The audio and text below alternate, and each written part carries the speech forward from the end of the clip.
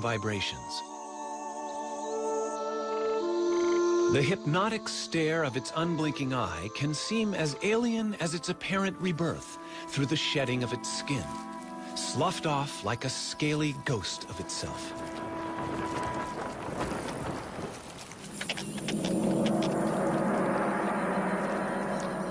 Among them are giants that storybooks say are 100 feet long and ready to strangle unwary jungle explorers. And yet, there is this little guy, a thread snake, very friendly and not deadly at all.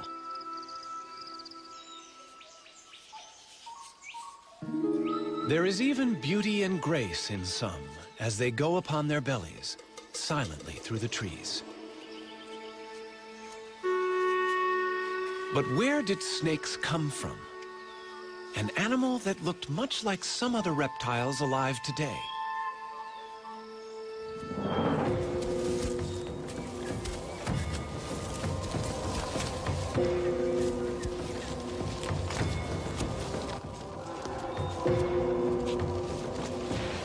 It's hard to believe that snakes have anything in common with creatures like this. But in fact, every reptile descended from the same ancestor. This primitive ancestor led to two groups of animals, turtles and all other reptiles.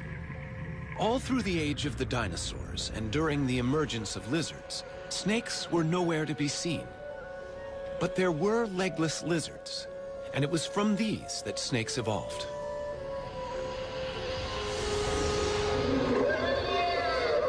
For 110 million years, they have been living side by side with other reptiles. Today, there are more than 2,500 different species of snake.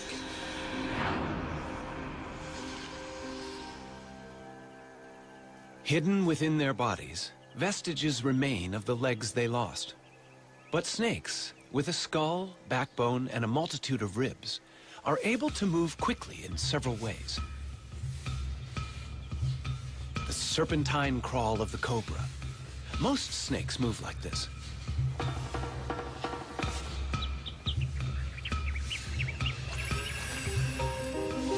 The movement creates little ridges in the ground, which the snake pushes against to propel itself forward.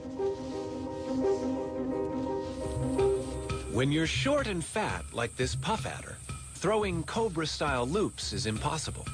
Instead, the muscles act on the ribs. As the ribs move, the snake's scales grab hold of the ground, and with a series of rhythmical contractions, the snake rows along in the sand. The famous sidewinder favors the serpentine wave, and like the cobra, it can push itself against the ridges it nudges up in the sand.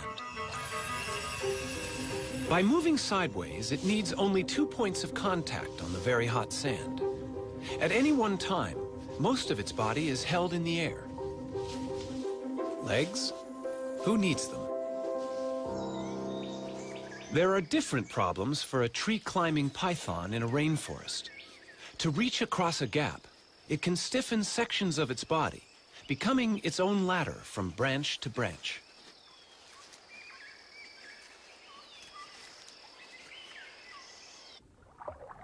This sinuous and flattened body, with its broad tail working like an oar, could be mistaken for an eel. But this is no fish. It's a sea snake. Most snakes can swim, though even the sea snake must interrupt its hunting now and then for a breath of air at the surface.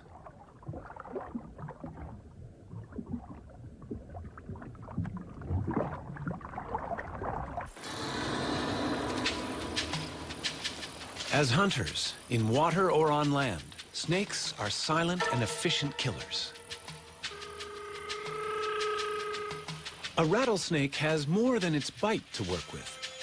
Its tongue constantly tastes the air, scenting for prey. Its body senses ground vibrations, even the footsteps of a mouse. Standing still is no defense. The rattler is also able to sense body heat. Infrared heat, detected by sensory pits on each side of the face, pinpoints the prey.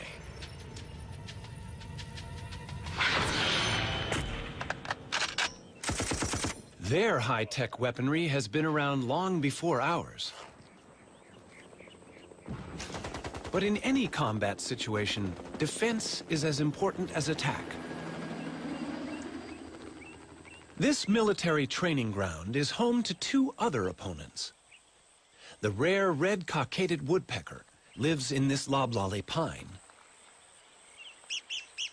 Its enemy is a corn snake, whose tactics are to climb the tree and steal the woodpecker's chicks. The bird's defense is to peck at the tree, releasing its resin.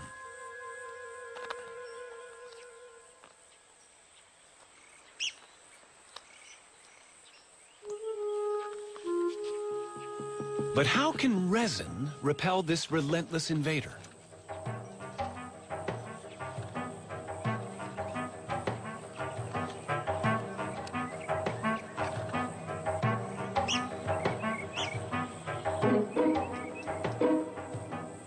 It's getting close. Will the woodpecker's weapon really work?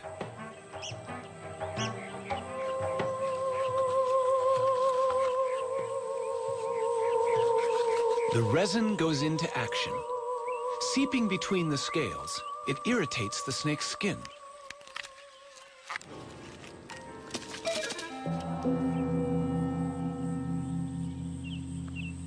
Woodpeckers won, corn snakes nothing. Australia, home to the most venomous snakes in the world. In these cane fields lives one of the most deadly. But why do snakes need venom?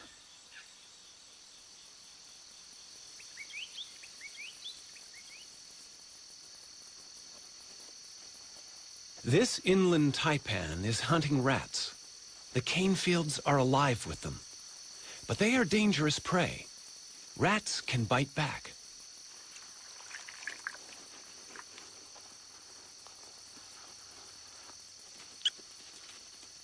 A snake's head contains all its sensory equipment: eyes, taste, smell, brain. And the head is vulnerable.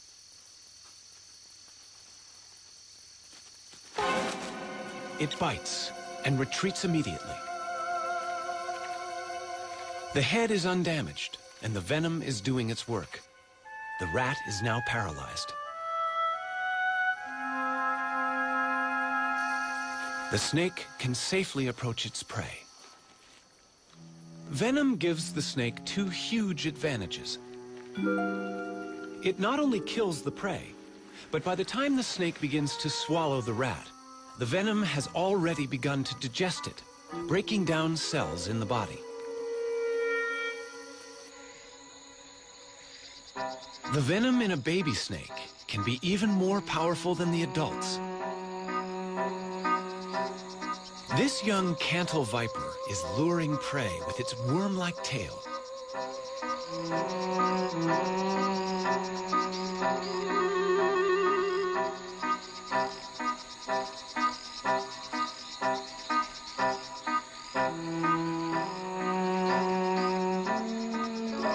The frog is deceived by the enticing movements.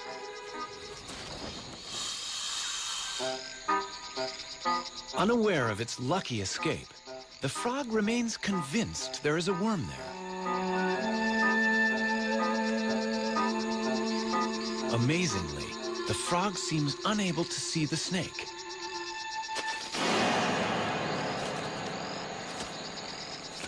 The venom acts quickly, subduing the frog. The young viper catches mainly amphibians, but as it grows older, the chemistry of its venom will change to suit other prey.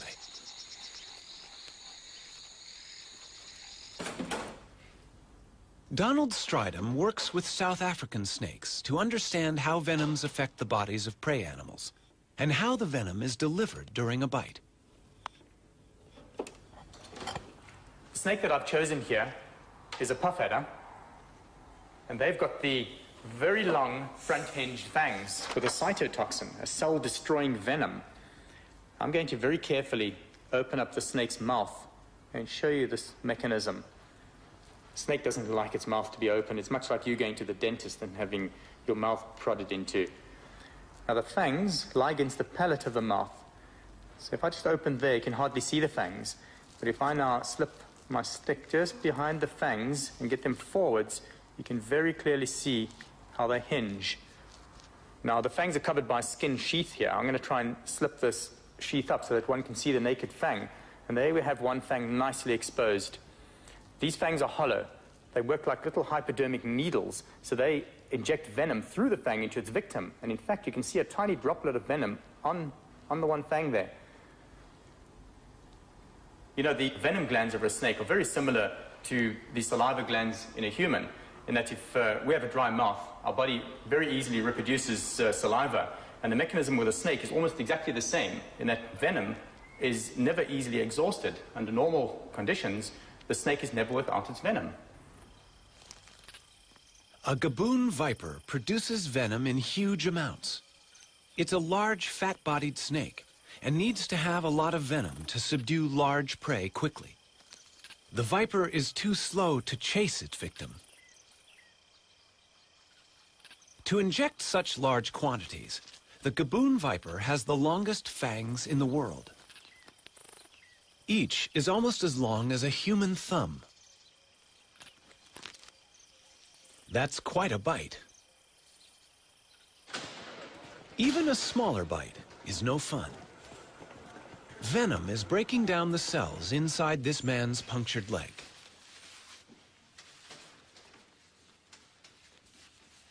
He's not feeling too bad now, but measurements show his leg is swelling fast, a sign that the snake injected a potentially fatal hit of venom. Blood vessels are rupturing. Fluid is accumulating as tissues break down.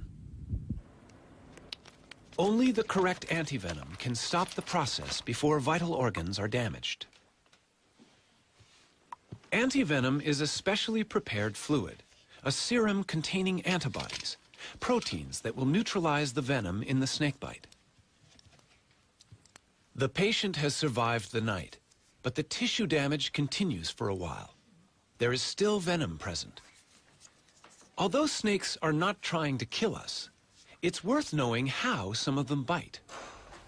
The next snake that I have here, it's Africa's most venomous snake. And this is a boomslang. It has drop for drop the strongest venom of any snake in Africa, more so than a black mamba or any of the cobras.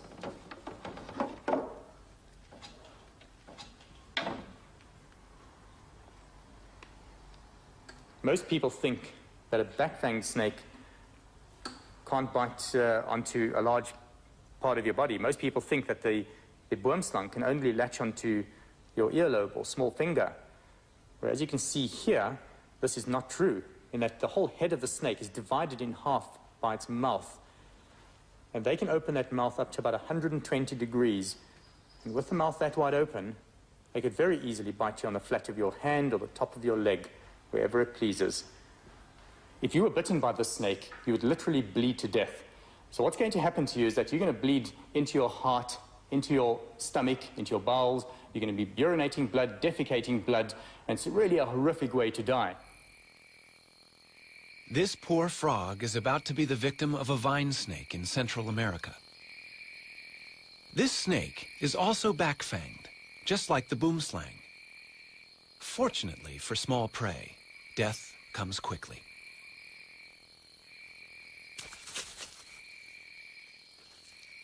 The venom of some snakes with fixed fangs attacks the nerves. Now, the front fixed fang snake that I've chosen is a snouted cobra here. These fangs are much smaller than the front hinged fangs of an adder. Those fangs don't have to fold backwards. You see, they remain erect in the mouth. So the snake merely has to snarl its mouth and so inject its venom. And sometimes a mere scratch is enough to kill you. The neurotoxins would interfere with the neural communication system of our body and paralyze the vital organs, so the heart or the diaphragm muscle, and one would die from asphyxiation. You literally cannot breathe and possibly die of heart attack. In most countries where people face a daily risk of encountering snakes, wood piles and exposed trash heaps are surprisingly common, yet all can encourage snake trouble. Wood piles provide shelter for snakes, and trash attracts rats. What better prey is there here in Africa for a black mamba? 6 feet of powerful hunter, it haunts the outbuildings and can strike like lightning with a quick-working venom.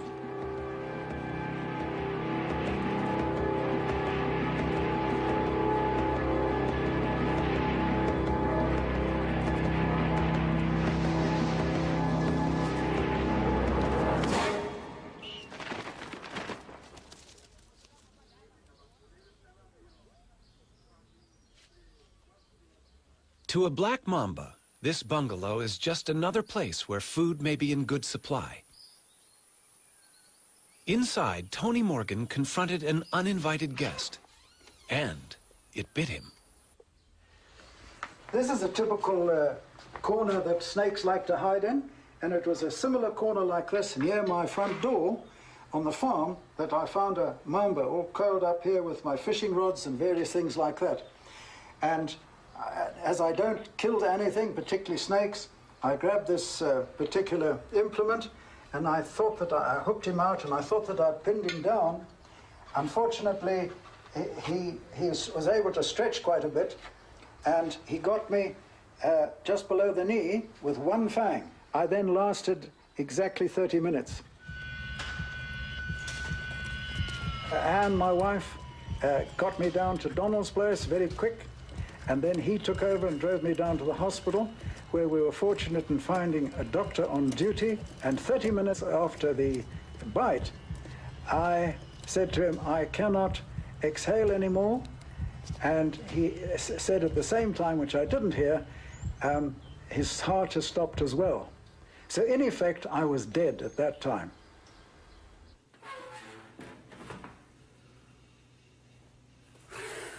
Bill Haast in Florida is the kind of person to whom Tony Morgan owes his life. But collecting venom to make anti-venom has almost cost Bill his own life. I was bitten by a cobra and ended up in a respirator. I'd stopped breathing. I was bitten by a mamba in the leg, a king cobra bite in the knee. Well, my blood pressure went to 0. But the most recent one was a canebrake rattlesnake a couple of months ago. I got bitten on the back of the hand. That was almost pure carelessness. Bill, who's nearly 90, milks venom into a collecting jar while he gently squeezes the venom glands. But how has he survived 168 bites? The answer may be quite natural. The South African Cape cobra, a highly venomous snake, is prey to meerkats. But why are meerkats apparently unaffected by frequent cobra bites? They seem to be immune. Perhaps the frequency of such bites is a clue to Bill's survival. Back in 1948, September the 18th to be exact, I started immunizing myself with venom from the Cape cobra of South Africa. I diluted the venom 10,000 times and took 1/100th of a milliliter. Then I graduated or increased the dose over months and then eventually years, added different species until now, usually once a week, I take a booster, and it's a mixture of 32 different species. So I know that got me through a lot of these bites, at least over the threshold, if not in most cases, saved my life. Snakes and humans share the world uneasily. This spectacled cobra is common in the paddy fields of India.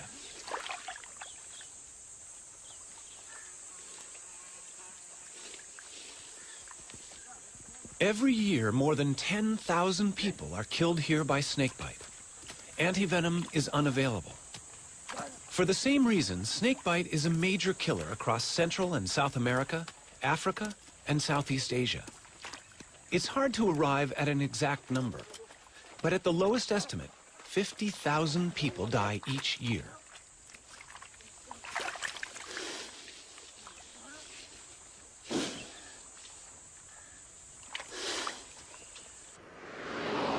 In South Africa, Donald Stridham is answering an emergency call. In this part of South Africa, we have a lot of venomous snakes. People are active in the field here. They often come across snakes, they find them in their houses, and that's when we are called out.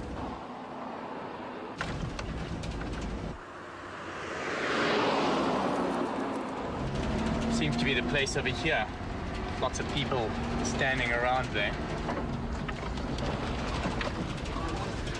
A snake in a house is a cause for local excitement. But the occupants have already followed the right emergency procedures. Everyone has left the house. And they've not only closed the door, but sealed it as well with a towel.